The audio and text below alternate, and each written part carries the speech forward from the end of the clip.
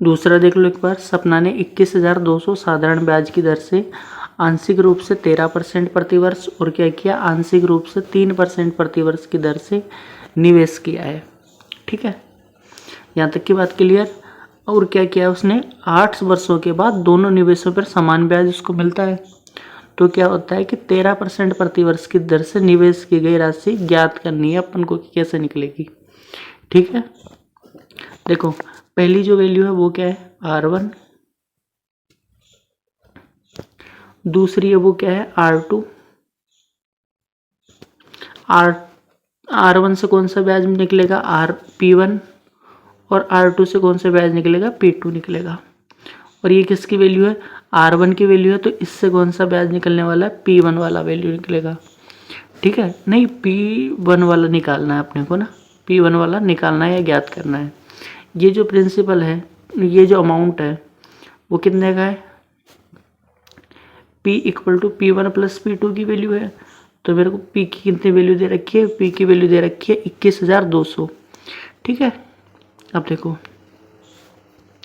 मेरे पास क्या है, एक ट्रिक है कि जब दो भागों का क्या हो, समान ब्याज हो, तो राशियों का जो अनुपात होता है ना वो ब्याज दरों का उल्टा हो जाता है। कैसे, जैसे P1 P2 मेरे पास प्रिंसिपल है, P1 P2 क्या है, प्रिंसिपल है, तो जिसकी रेट होगी ना वो उल्टी हो जाएगी। किसके बराबर हो जाएगा, उल्टी रेट के।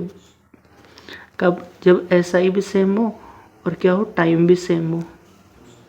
ठीक है, तब ये वैल्यू निकलेगी। ठीक है, जब टाइम भी सेम हो और SI भी सेम हो तो क्या होगा, P1 P2 किसके बराबर होगा, R2/R1 के। ठीक है, एक बार देखो P1/P2 किसके बराबर है, P1/P2 किसके बराबर है, R2/R1 के। R2/R1 के बराबर है, और ये R2/R1 किसके बराबर है, 3/13 के। तो जो P की वैल्यू आएगी वो इन दोनों का सम आएगी, यानी 16 के बराबर आ जाएगी P की वैल्यू, है ना। और P की वैल्यू है कितनी टोटल, P1 की वैल्यू मेरे को निकालनी है, तो P1 की वैल्यू कैसे आएगी, मेरे को P की वैल्यू ऊपर रखनी पड़ेगी, कितनी है, 21,200। टोटल कितने यूनिट की वैल्यू है, ये 16 यूनिट की वैल्यू है, तो 16 से मेरे को डिवाइड करना पड़ेगा और मल्टीप्लाई कितने से करना पड़ेगा, किसकी वैल्यू निकालनी है, मेरे को P1 की वैल्यू निकालनी है, तो 3 से मेरे को मल्टीप्लाई करना पड़ेगा। ठीक है, ठीक है, तो मैं 16 से इसको डिवाइड करूंगा, कितनी बार जाएगा, एक बार, फिर बचेंगे 5, तो 16 थी 48, फिर बचेंगे 40, तो 16 दूना 32, फिर बचेंगे 80, तो 8 16 पंजे 80। ठीक है, यूनिट डिजिट 5 आनी चाहिए, 5 यूनिट डिजिट वाला ऑप्शन कौन सा है, 5 यूनिट डिजिट इसी में है। ठीक है, 2375 में। देखो 5 बार में कितने हो जाएंगे, 15, फिर कितने हो जाएंगे, 2 6 7, फिर 9, और फिर हो जाएंगे 3, तो 3975।